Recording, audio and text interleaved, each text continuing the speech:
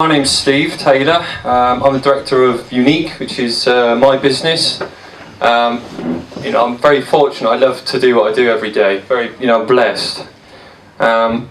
Today, I'm a pretty confident bloke, good self-esteem, really honest with a positive outlook on life. But this wasn't always the case. Looking back now, I've been. Let me tell you correctly. So my name's Steve, but I'm also a recovering compulsive gambler. I've been in recovery now for best part of 12 years. I first went into a room. I think I was about 28, giving my age away now, but yeah, I think I was about 28. And I didn't know what to think. It took me months to build up the courage to walk into the room. Because I just thought it was going to be a load of tramps there. Seriously, I was waiting. I was walking towards the entrance, and I just thought, all right, well, where are they all? And I get inside. It's just a load of normal blokes. I thought, right, I'm in the right place. I don't really want to say, I've got a gambling problem, just in case I'm in the wrong bloody room. So no, they all sort of sit down and sort of start talking to me and stuff, and I mean. Right, okay. My head was sort of all over the place still at this point. So I thought, okay, let's just see what these lot have got to say then. And I persevered with it. But to really rewind and go back to the beginning, I started gambling when I was about 18 years old. And at that point, it was just literally I was at college, and I think you try and fit in with different things going on at the time. And for me, that was just having a few quid here and there on the racing and the odd football thing, really. And I enjoyed it. It was a bit of fun. It was a laugh, and it was just around a few drinks. So it's just normal behaviour, really. But as time went by, it was always me that was sort of gambling more than other people, or sort of sneaking off and doing an extra few quid when they weren't looking, or they popped to the toilet or something. And the problem with gambling is that I'm going to get rid of that shout. Problem with gambling is it just creeps up on you. Compulsive gambling, you don't even see it, and that's the problem with a lot of addictions. Is that it's millimetre by millimetre by millimetre that things start to get worse. But it was like I say, it was at that point in time. I just finished college after that, and I started my first job, which was at Lex Rover, a car dealership in Cheltenham. And there was a lad there who gambled a lot as well. No, he gambled normally at that point. And we just used to go in the break time, sort of a few times a week. And the problem was that where I used to work was so lax that it was literally put the bets on at dinner time and then just hide in the canteen all day almost in the afternoon. Because a bloke I used to work with was in his 60s, and in the afternoon he basically used to fall asleep at the desk. So that was fine, he was alright, he was asleep at the desk.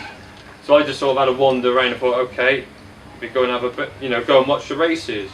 And this behaviour sort of carried on for probably about 6 months. But it would be, whereas I'd gamble just twice a week, it would then be 4 or 5 times a week. But this was only small bets. This was only like a couple of pound every day, lucky 15s or lucky 31s, whatever they're called now. I forget what they're called now. I used to remember what they used to be called. And it was just normal bets. But like I said, bit by bit by bit, I would just start increasing the bets. So what was a couple of pound was then £5. Then over another period of months was then £10. And it soon got out of control. And it was my behaviour that was sort of getting out of control, the lies and deceit that I would do to gamble. And not long, I was starting to really sort of sky from work a lot. At this point, I'd moved from Lex Rover, which was in Cheltenham, and moved to a new job in Gloucester, and was on slightly better money, but there's good prospects there. So I worked my way up. It was stricter there, so I couldn't really gamble as much during the day. But I then got a better job, which was like basically going out, visiting customers. Sort of, it was an ideal job for a compulsive gambler. This job was, I made it one anyway. So I was out visiting customers all the time. So I'd be going up and down sort of the main strips in Gloucester, going into William Hills. I'd be in there for like, I'd say, oh, I'm going for half hour. 3-4 hours later, my phone's going, my boss is ringing me up. I'm just ignoring it, and that carries on. But this is infrequent at this point in time. Sort of, this is happening once a month or something like that. But again, it just starts getting worse as my job and my money goes up. My behaviour gets worse, and I start gambling more. And then it is every day for large chunks of the day. And I was very fortunate at the time. I ended up getting a service manager's position in Gloucester at this moment in time. Sorry, in Worcester. Sorry. So I moved across to Worcester. I was in charge of about 20 members of staff. Quite a stressful job. And I was in amongst it then. My life was just, everything was revolved around gambling. Everything. I had a long-term relationship as well, but that was secondary to gambling. Everything was secondary. You know, me, her, everything, my family, everything. It was just vicious addiction. And again, the position I had, I was able to visit clients. So I would just say, oh, I'm off to Pershore to go and see a couple of clients over there.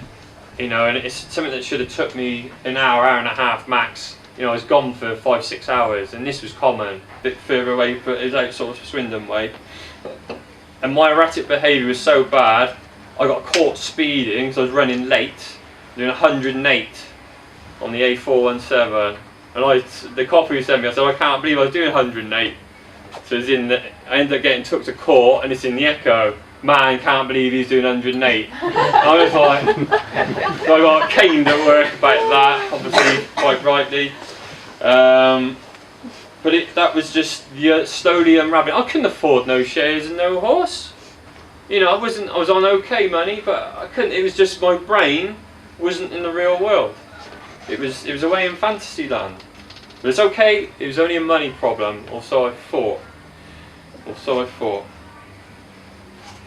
What that then led me to, quite quickly after the horse fiasco and the roulette side of things, is that one day I had an even better brainwave. I was going to be a professional gambler. That's what I was going to do, because I was so good at it. I was going to be a professional gambler. So I got, I think it was about £18,000 coming to my account. You didn't have to do very much to get a loan back then. It was just literally, oh, what you want it for? A car. That's what I'll have. I had a company car, but let's have a car. So I put that in, got the money within 3-4 days. So happy days, hits my account. And my mental self had just shot to pieces at this point. Right, let's go be a professional gambler. So I walk out of my job, which I've been there, I think must be about 8-9 years at this point. So I walk out, left my phone on the desk, company car keys on there, and I just walk out in the middle of the day. I'm gone. And I remember walking to Shrub Hill train station. Sort of half of it was in a daze, half of it I knew what I was doing. But on the train back, my phone's going mad now. My own personal phone's going mad. My boss is ringing me up. I'm just ignoring it. And I thought, hold on, I'm trying to work out my next bloody bets with all these thousands of pounds I got. But thankfully, with this phone keep going off, it sort of brought me into reality. And I'm like, okay, what have I done? I thought, I can't deal with this at the minute, so I got the train back to Cheltenham. And I ended up fronting up to him. I think it was either the next day or the day after. I rang my boss up and said, look, you know, I've got some problems. You know, I've lost the plot a bit. It's stress, I think. I didn't tell him it was gambling. I didn't know how to deal with it. I didn't know how to tell him. And thankfully, he took me back. He didn't sack me, which he could well have done because of what happened. But he then moved me to a different location in Hereford. And at this point in time, I was still sort of thinking, you know, have I got a problem? I've got a real problem. You know, if I just stop gambling less, it'd be all right. Well, I couldn't gamble less. I couldn't gamble less. So I crossed over this invisible line, and it was only going upwards. And I was feeling worse and worse mentally. Couldn't handle things. I could put on a front and pretend things were okay, but they weren't. They would get, you know, drastically worse every day. But thankfully, it was just after Christmas, about 12 years ago, that I made the decision of ringing up Gammon, which is a gambling helpline. And I rang them up. They were pretty clueless, mine, but they did sort of say, well, you got a couple of meetings here and there in Gloucester, so I thought I'd go along. It took me about 3 months, I think, from the initial phone call to go, to work out the coast to go. But I went there, and like I said, when I first walked in, the experiences are, I thought these lot are just going to be blown to pieces, and I was just thinking, get the excuses in early, because I don't want to be hanging around with these lot. I just want to be back, you know, learn how to gamble properly maybe off these lot, and then go back and gamble. I don't know, because my brain just wasn't thinking properly. So thankfully I thought, no, let's try it, let's try something different. So I did, and I stayed off it for about 3 months. But unfortunately, Cheltenham races was always a massive draw on me. And what I ended up doing is I ended up getting rid of my girlfriend I'd been with for about 3-4 years, I think, at this point, because I wanted to gamble more and I wanted to be with her. So I made up some excuses, really wound her up. Just said, oh, this ain't working out, is it? And just got rid of her because I wanted to go gambling. And I remember being sat in that room in GA, knowing a big smile on my face, because I knew I was going gambling the next day. And that's how bad gambling got hold of me. And I went to Cheltenham races. I did it that day, the first day. I remember I come back afterwards, I broke down, thought about killing myself, even if only briefly, because I thought, what am I doing? I can't do this. I can't do this life. But I went the next day because I've been there once, I might as well go there all week.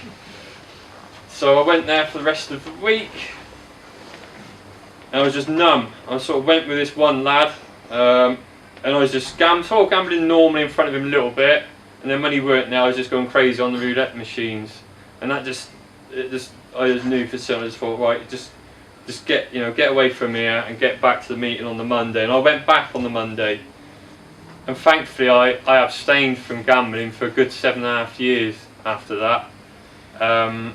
Abstinence being the key word, because I was still crazy, mind. I didn't gamble for 7.5 years, but my life was a mess. There's a big difference between abstinence and recovery. And with me, during this period of time, I started my own business up, which I ended up getting investment and a loan for, and put some money in myself. And I remember day one, there's an 80k in the bank. So I always remember that, 80k. I remember looking at it on the screen. I think Lloyd's probably remember it as well. So there it was on the screen. And 80k don't last very long when your decision making is shot to pieces, let me tell you. So what I can remember, I remember lots of it, but I've had to move through it because the business lasted about a year, just less than a year, because I got it all, the investment, everything, about between April and June, and started in there in July. And I had to wind it up in June, which was tough, because you sort of went in there all sort of, because I had to be there and tear all the ramps out and all this stuff out, and you put your heart and soul into it. I said to myself at the time, before I started the business, I'd only do it if I got a 50-50 investor in it, at the time a mechanic, to do it. But I couldn't get one, but I'll do it anyway. But that was my mindset, unfortunately. So that was another reality check, but you know, it was other things in my life, chasing women, all sorts, anything if it gave me a high at this point in my time. But I wasn't gambling, and I was still going to the room every week, but it was pure abstinence. And like I said, it was a real reality check. I then relapsed, which was coming for a period of time, and I could see it coming. I was talking about it in the room, that I was thinking about these sort of, thinking of gambling, thinking of betting. But I did it. Wasn't a massive amount of money, and the money wasn't it really. I then went back to the room, applied myself, and started working on my recovery, which within GA or AA or NA, they call it a 12-step program, and that's what I work. So it's a 12-step recovery program. I work it into my life. Like I say, my life now is great. You still have odd days. You're practicing, not perfect, but it brought stability into my life. And recovery's tough. It is tough. Because there's temptation everywhere if you want to go looking for it. I don't want that temptation. I'd like a straightforward life now. I've learned to love myself, and that was a key thing for me. Is that I found that I gambled because of my self-esteem. I didn't have any. I didn't think I was good enough. That's why I was gambling. That I thought that these people that I was working with, or whoever it could be, could see that I felt this way about myself. So whenever there's if there was an argument or a discussion, I'd then argue with them. I was thinking, they could see that I'm not good enough, and I didn't know how to deal with that. But by working the recovery, I got through that. And like I say, today's great. I can see. I used to live in this sort of window. And when I was gambling, it was about a 2-inch window, and all I could see was between these two lines. I couldn't see anything else. But now that's all gone. I can see the beauty around me now. The simple things in life. And I'd say to you, we all go through stuff in life. All of us do. But and if you're honest with yourself, you can break free from this. These chains aren't for life. If you work hard and work on yourself, there's no, we've got no limits in life. And I truly believe, as Napoleon Hill has quoted, a man is what he thinks about, and I believe that. So thank you.